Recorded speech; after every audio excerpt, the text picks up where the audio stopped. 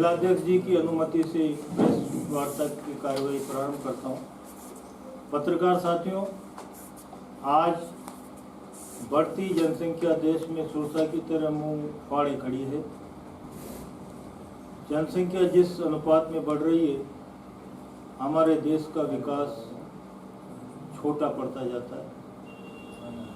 जातीय, वर्गीय, धार्मिक और सांप्रदायिक रूप से जो बढ़ती हुई जनसंख्या का अनुपात है, उससे संसाधन आर्थिक, सामाजिक और पर्यावरणीय संकटग्रस्त होते जा रहे हैं। ऐसे में राष्ट्रीय स्तर पर देश को विकसित देशों की श्रेणी में खड़ा करने के लिए और अखंड भारत की परिकल्पना को साकार करने की दृष्टि से जनसंख्या समाधान फाउंडेशन द्वारा पूरे देश में एक जन आंदोलन चलाया हुआ है। जनसंख्या नियंत्रण कानून की सख्त आवश्यकता हो गई है ताकि हम विकसित देश की श्रेणी में खड़े हो सकें और अखंड भारत की परिकल्पना को साकार कर सकें। इसी को लेकर भारत माता रथ यात्रा जागरूकता अभियान के तहत बूंदी भ्रमण पर रहेगी। उसका उद्देश्य और भ्रमण कार्यक्रम की रूपरेखा अपडेट करने के लिए और विस्तृत रूप से आपको जानकारी देने के लिए, ताकि मीडिया के माध्यम से जन साधारण में हमारा संदेश पहुंचे और जागरूकता उत्पन्न हो, हमने एक प्रेस वार्ता बुलाकर आप लोगों को कष्ट दिया है। मैं जिलाध्यक्ष जी आपको सारा ब्रीफ करेंगे। बंधुओं, मातृशक्ति जनसंख्या समाधान फाउंडेशन ये पूरे भारत का एक संगठन है जिसका मेन उद्देश्य है जनसंख्या नियंत्रण कानून। वर्तमान में जो सरकार है उससे मांग की गई है कि ये कानून लागू किया जाना चाहिए। इसके राष्ट्रीय नेतृत्व में और प्रदेश के जो राजस्थान का नेतृत्व है, इन्होंने लगातार कई कार्यक्रम आयोजित किए हैं और जिला स्तर पर भी कई कार्यक्रम आयोजित किए हैं। गोष्ठियाँ की है, यात्राएं निकाली और घर घर पर लीफलेट, पैम्फलेट, जनसंख्या कानून क्यों आना चाहिए, इस उद्देश्य से लेकर जन चेतना आम आदमी में हो। जनसंख्या का असंतुलित वृद्धि होना लोकतंत्र के लिए खतरा। जनसंख्या वृद्धि के कारण आज प्रदेश में, राजस्थान में 1 करोड़ लोग बेरोजगार, कानून व्यवस्था भी बिगड़ती। हमारे पास 2.4% भूभाग है पूरे विश्व। उस भूभाग के अलावा 4% पानी है पीने का। अगर ये जिस तरह से जनसंख्या बढ़ती जा रही है आज़ादी के बाद से अगर देखें तो बड़ी भयावह स्थिति होती है। कोई भी लाभप्रद योजना या सरकार की जो योजनाएं हैं जो आम व्यक्ति के लिए भले के लिए की जाती है, वह सब धराशायी हो जाती है जब जनसंख्या बढ़ जाती है। और उदाहरण के लिए मान लो प्रधानमंत्री आवास योजना है, उनका लक्ष्य है कि इतने वर्षों में हम सबको घर दे देंगे, लेकिन जनसंख्या उस तेज गति से बढ़ रही है तो फिर बिना घर के देते, चाहे वो खेती का मामला हो, चाहे चिकित्सा का मामला हो, चाहे पीने के पानी का मामला हो, चाहे उद्योग धंधों का मामला हो या कानून व्यवस्था हो, ये सब बढ़ती हुई जनसंख्या के कारण संभव नहीं है। चाहे हमारे धार्मिक उत्सव, कोरोना के बाद हमें लगा कि भाई सबको अपने उत्सव मनाने चाहिए और मना रहे हैं, लेकिन लॉ एंड ऑर्डर की स्थिति जो बिगड़ी है, इसके पीछे भी ये जनसंख्या, बढ़ती हुई जनसंख्या कारण बेरोजगारी बढ़ रही है तो गुंडागिर्दी बढ़ रही है, अत्याचार बढ़ रहे हैं, और वह जो लोग हैं उनको कोई मतलब नहीं है, वो लूट खसोट करते हैं, वो सब करते हैं। ये सब बढ़ती हुई जनसंख्या का कारण है। सबका एक ही इलाज है कि बढ़ती हुई जनसंख्या का नियंत्रण हो, देश के विकास के लिए बढ़ती हुई जनसंख्या पे कंट्रोल हो। और ये कंट्रोल जब होगा जब देश में एक कानून बने, और कानून ऐसा बने कि सब लोगों को सख्ती से, सभी वर्गों को, सभी लोगों को बिना किसी भेदभाव के वो कानून सख्ती से लागू हो। 2 बच्चों के बाद अगर ज़्यादा संतति होती है तो जो 77 सुविधाएं हैं भारत सरकार की, राज्य सरकारों की, उनसे वो वंचित हो जाए। अगर फिर भी वो नहीं मानता है तो जिस तरह से नगर पालिका के चुनाव में चुनाव लड़ने का प्रतिबंध है, उसी तरह से उसका MLA MP के चुनाव पे भी प्रतिबंध लगे। फिर नहीं मानता है तो उसका मताधिकार छीन लिया जाए।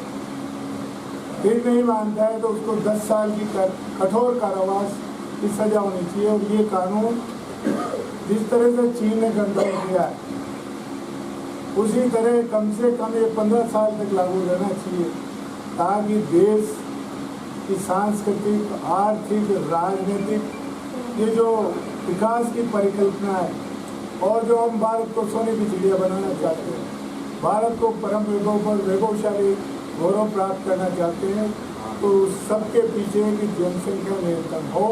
जनसंख्या नियंत्रण नहीं होगी और ये कानून नहीं बनेगा तो देश में अराजकता की स्थिति पैदा हो सकती है।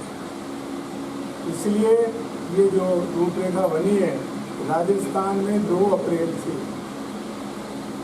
जन चेतना के लिए भारत माता रथ यात्रा जनसंख्या समाधान फाउंडेशन राजस्थान के तत्वाधान में ये चली है। करनी माता मंदिर के यहाँ से इसका उद्घाटन हुआ और वह घूमती हुई श्री गंगानगर, हनुमानगढ़, शेखावती, अपने टोंक यहाँ तक वो घूम कर, और राजस्थान की ये जो यात्रा है भारत माता रथ यात्रा, वो 4 मई को अपने बूंदी जिले में हाड़ौती की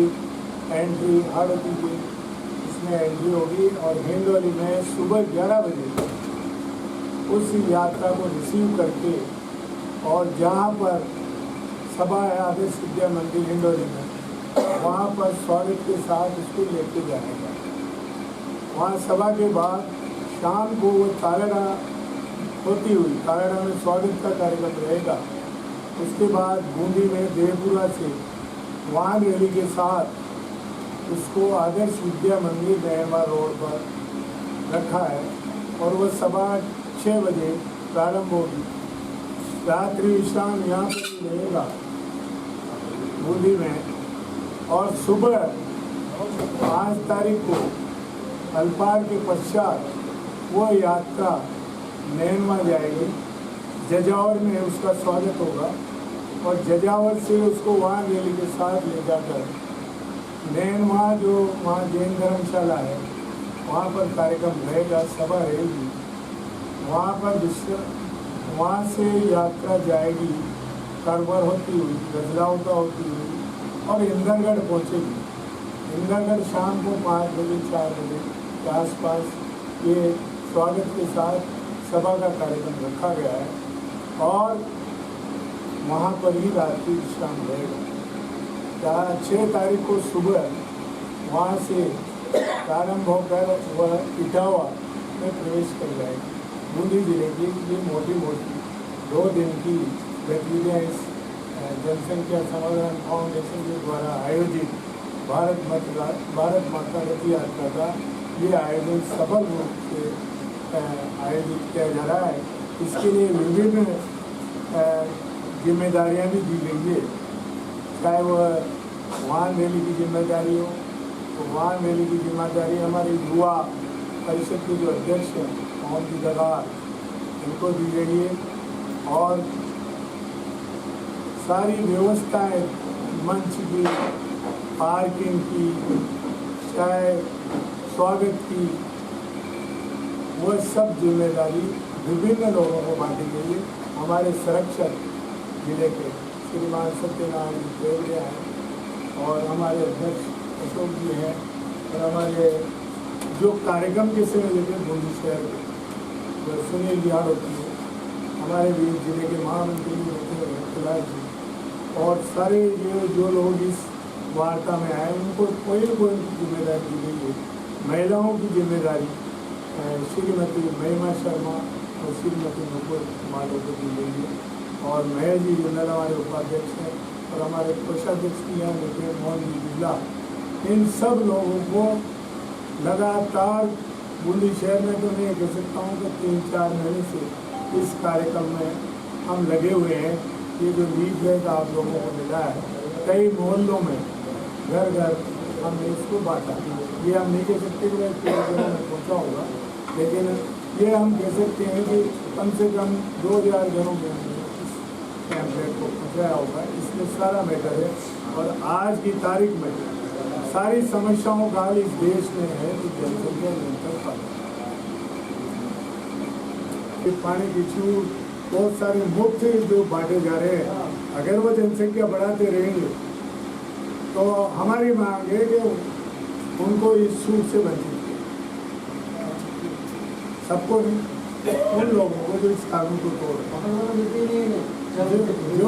जो कानून नहीं तोड़ रहे और जो कानून को नहीं मानते उनके लिए तो ये बंद हो जाना चाहिए, और जो कानून मानते हैं और उस श्रेणी में आते हैं जिनके 1 या 2 बच्चे हैं और BPL हैं और उनको जो सुविधाएं मिलती उनको मिलती है।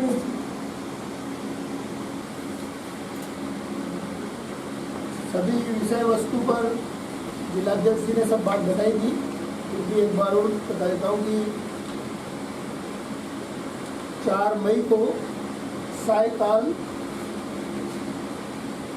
4 बजे के लगभग देवपुरा जो महालक्ष्मी IIT कॉलेज है, ITI कॉलेज, वहाँ पर रथ यात्रा आएगी कालेडा की ओर से। तो उसको 100 वाहन संख्या से जुलूस के रूप में बहादुर सिंह सर्किल और होते हुए आदर्श विद्या मंदिर ले जाया जाएगा। यात्रा पहुंचकर उनका स्वागत वगैरह किया जाएगा। स्वागत के लिए जो टीम का स्वागत करेगी, फिर उसके बाद सभा में हमने पूरे शहर भर में जो कार्य करा है उसके निमित्त करीब हमें अपेक्षा है कि 2 से 3 हज़ार आदमी वहाँ इकट्ठे होंगे महिला पुरुष। तो वो जो सभा होगी तो उसके भी सारा बिठाने का और मंच का कार्य गिरिराज बोर्ड का है। उसके बाद जो वाहन आएंगे उसकी पार्किंग की व्यवस्था अमित जी जो है उनके पास में है, और हमने वहाँ पर मातृशक्ति को वापस आकर खाना बनाना पड़ता है, इसलिए हमने कूपन सिस्टम भी रखा है। तो उसके अंतर्गत वहाँ पर 1500 से 2000 आदमी का खाना भी है। तो जब सभा पूरी हो जाएगी, जो हमारे अतिथि आएंगे और सब दिल्ली के नागरिक जो भी वहाँ आएंगे उनको वो उनका वोट भी देंगे। जनसंख्या नियंत्रण के विषय में भी भाई साहब को समझाया, उनको भी समझाएंगे कि आंदोलन का कार्यक्रम है और ये कार्यक्रम सफल हो। आप सबसे अपेक्षा है आवश्यकता क्यों पड़ी और इसका उद्देश्य क्या है। ये है कानून हिंदुस्तान की विकास की गति को किस तरह से प्रभावित करेगा और इसमें जो प्रावधान रखे जाने हैं उन प्रावधानों को जनता तक पहुंचाने में हमारी मीडिया मदद करेगी। इसमें जो प्रावधान है मुख्य रूप से लोगों के घर घर तक वो प्रावधान पहुंचे कि किस तरह से जनसंख्या नियंत्रण कानून लागू हो सकता है। भ्रांतियाँ यह है कि अरे साहब क्या होता है जनसंख्या नियंत्रण कानून से कोई फर्क नहीं पड़ेगा। फर्क पड़ेगा अगर ये प्रावधान जो हमारे राष्ट्रीय स्तर की जो संगठन ने लिख करके और मांग पत्र महामहिम राष्ट्रपति जी को पेश किया है, ये बिल आता है तो ये प्रावधान यदि उसमें मेंशन किए जाते हैं तो निश्चित रूप से जनसंख्या नियंत्रण कानून लागू होगा और देश एक विकसित देश की श्रेणी में खड़ा होगा। और विस्फोटक जो स्थिति बनी हुई है देश में, जो भी विकास होता है जनसंख्या की बढ़ोतरी की दर इतनी अधिक है कि वो उसके मुंह में समा जाता है और हमारा विकास नजर नहीं आता। तो जब तक कि जनसंख्या नियंत्रण नहीं होगा, जनसंख्या की दर में हम रुकावट नहीं डालेंगे, तो उस अनुपात में हमारे संसाधनों का विकास हम नहीं देख पाएंगे और हम विकासशील देश की हमेशा दौड़ में आते रहेंगे। ये कानून जो हमने आपको निवेदन किया है, हमने एक प्रिंटेड आपको दिया है, उसमें साफ मेंशन किए हैं कि क्या प्रावधान दंडात्मक उसमें होना चाहिए। इन दंडात्मक प्रावधानों का भी आप मीडिया के माध्यम से उल्लेख करके और जन जन तक पहुँचाने का कष्ट करें। बंधु, सबसे पहले मैं एक निवेदन करूँ, ये जो बात चली थी, जब राष्ट्रीय स्तर के जो लोग थे वो भूमि बना रहे थे, तो आपस में जो भी समृद्ध लोग थे उनके साथ बैठ के मीटिंग की, जिले की कार्यकारिणी, शहर की कार्यकारिणी। मुख्य रूप से जो उन लोगों का जो उद्बोधन था उसका यही था कि अपना देश प्रजातंत्र देश है, यहाँ पे वोटों के आधार पर सब चीज़ें डिसाइड होती है, नेता, MLA, MP सब। एक ऐसा वर्ग जो जनसंख्या बढ़ा के बेरोजगारी, फ्री की चीज़ें खाने वाला हो जाएगा, तो वही लोग शासन में जाएंगे जो उनके बहुमत से होंगे। तो इससे देश में जो लोग टैक्स दे रहे हैं, जो लोग काम कर रहे हैं, वो तो पीछे रह जाएंगे और ऐसे लोग भी शासन में आ जाएंगे जो बिल्कुल देश को चाहते ही नहीं है, वो तो खाली फ्री का चाहिए उनको। श्रीलंका में जैसे हालत हुई है, बांग्लादेश में जैसे हालत हो रही है, तो अगर नियंत्रण होता है तो सब लोगों को रोजगार भी मिलेगा, सब चीज़ों का उसमें समाधान होता है। आप लोगों से जो हमारी निवेदन है कि ये राष्ट्र हित में है, ये किसी कोई जाति या समुदाय के पक्ष और विपक्ष में नहीं है। राष्ट्र को जो मूल आवश्यकता है वो ये है कि राष्ट्र अखंड भारत की जो हमारी एक परिकल्पना, हमारे जो पूर्वज थे जिन्होंने देश आज़ाद कराया, उनकी जो परिकल्पना थी क्योंकि अखंड भारत रहे, उसके लिए इस कानून की आना बहुत आवश्यक है। अगर समृद्धि चाहिए तो समानता रूप से वही लोग आए जो एक भीड़ नहीं हो, जिनमें समझ हो, देश चलाने की क्षमता हो। ये तो जनसंख्या ऐसे बढ़ जाएगी तो भीड़ इतनी हो जाएगी कि वो भीड़ ही शासन करेगी और अराजकता फैलेगी, वो तो उस भीड़ का समर्थन करेंगे जो फ्री में खाने वाला है। तो हम लोगों से आपसे यही निवेदन है कि इसमें जो पम्पलेट में जो चीज़ें हैं, हमारे नेशनल लेवल के जो नेता लोग राष्ट्रपति से जो मांग की है, उसको जन जन तक आपके माध्यम से बहुत अच्छी तरह पहुंच सकती है। हम लोग तो प्रयास में हैं, पर एक मीडिया जो है वो इसका बहुत बड़ा रोल है अपने देश में। तो आप लोगों से सबसे निवेदन है कि इस कानून के को समझाने की प्रयास करने की, आप अपने तरीके से और इसको समझाने की जनता को। अल्प आग्रह पर पधारे सभी बूंदी जिले के मीडिया कर्मी भाई, सभी को धन्यवाद, आभार। जनसंख्या नियंत्रण कानून के विषय में जिलाध्यक्ष जी और पिछले वक्ताओं ने पूरी जानकारी आपको बता दी। देश की आज़ादी की शुरुआत हो या किसी पार्टी की नींव हो, उसकी रीढ़ को युवा शक्ति ही आगे लेकर जाती है। मेरा ये मानना है कि 25 साल से और 35 साल के युवा है जिनकी वैवाहिक आयु रहती है, उन लोगों को वर्तमान में इस जनसंख्या नियंत्रण के कानून के बारे में जानकारी होना आवश्यक है। ये युवा जनसंख्या कैसे नियंत्रण करेंगे, हमारे दो का लोगों कई वर्षों से हम देखते जा रहे हैं, ये लोगों कई टाइम से चला आ रहा है। हम दो हमारा एक का भी लोगो हो गया। अब धीरे धीरे ये जब तक जनसंख्या नियंत्रण कानून में परिवर्तन नहीं होगा, मेरा मानना है कि जहाँ तक कुछ लोग जागरूक नहीं है, वो जागरूक लोग कहीं ना कहीं से बच्चे पालन में, बच्चे ज़्यादा पैदा करने में कहीं ना कहीं उनसे चूक हो जाती है। और देश की स्थिति जो वर्तमान में जिस प्रकार से बिगड़ती जा रही है, बेरोजगार घूमते जा रहे हैं, युवाओं को बेरोजगार नहीं है। आज युवा पढ़ाई करता है, BA पास करता है, MA करता है, ग्रेजुएट होकर भी बेरोजगार, कहीं ना कहीं सफाई की जो कहीं ना कहीं छोटे मोटे काम धंधे के लिए भी कहीं ना कहीं छोटे, आज 4th क्लास की भी अपन वैकेंसी देखते हैं तो कई से युवा MBA वाले, इंजीनियरिंग वाले, वो ऐसे 4th क्लास की वैकेंसी के लिए भी काम करने के लिए मर रहे हैं। तो मेरा ये मानना है कि युवाओं को इसमें बढ़ चढ़कर हिस्सा लेना चाहिए और युवा का मैसेज अगर आगे तक चला जाएगा, मेरा मानना है कि 10 साल बाद ये जो जनसंख्या, जो देश आज़ाद हुआ था 35 करोड़ हमारी जनसंख्या थी, आज 135 करोड़ से भी ज़्यादा जो जनसंख्या बढ़ गई है। तो मेरा ये मानना है कि वो धीरे धीरे इस जनसंख्या का वृद्धि का जो अनुपात है वो धीरे धीरे कम होता जाएगा। तो मेरे सभी युवा भाई इसमें बढ़ चढ़कर मीडिया भाइयों से भी आग्रह है कि जो जनसंख्या नियंत्रण का जो कानून है इसको अपने अखबार, मीडिया, प्रिंट मीडिया के माध्यम से कहीं ना कहीं नेशनल इंटरनेशनल द्वारा लोगों तक जागरूक करें। बहुत बहुत धन्यवाद। ये जनसंख्या नियंत्रण कानून की सख्ती से मांग को लेकर पूरे देश में जनसंख्या समाधान फाउंडेशन के नेतृत्व में अलग अलग जगह पूरे सब राज्यों में ये भारत माता यात्रा निकाली जाएगी। उसी के संदर्भ में राजस्थान में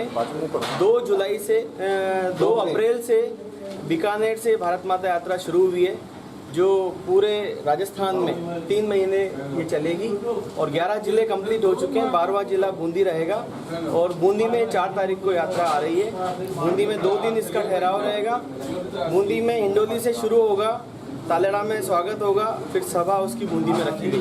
मेन उद्देश्य क्या है इसका? मेन उद्देश्य जो देश में जनसंख्या का जो विस्फोट हो रहा है और एक असमानता हो चुकी है, असंतुलन हो गया है जनसंख्या का, उसको देश में जो प्राकृतिक संसाधन तो सीमित हैं और आने वाली पीढ़ियों को रोजगार देने के लिए, उनको शुद्ध हवा देने के लिए, खाद्य उपलब्ध कराने के लिए और जिस तरीके से जनसंख्या के असंख्य नुकसान हैं, उन सभी को रुकवाने के लिए देश में सरकार से हम ये मांग कर रहे हैं कि सख्त जनसंख्या नियंत्रण कानून आना आवश्यक है, ताकि जो एक असमानता हो चुकी है, जनसंख्या की असंतुलन हो चुका है देश में, 140 करोड़ के करीब अभी जनसंख्या पहुंच चुकी है, तो इसको रोकना बहुत आवश्यक है और एक सख्त कानून की हम मांग कर रहे हैं, ताकि जिन लोगों के 2 बच्चों से ज़्यादा अगर कोई पैदा करता है तो उसके मताधिकार से वंचित किया जाना चाहिए, उसकी सरकारी सुविधाओं से उसको रोक लगनी चाहिए और अगर 3 बच्चों से ज़्यादा कोई बच्चे पैदा कर रहा है तो उसको कठोर कारावास कम से कम 10 वर्ष का होना चाहिए, क्योंकि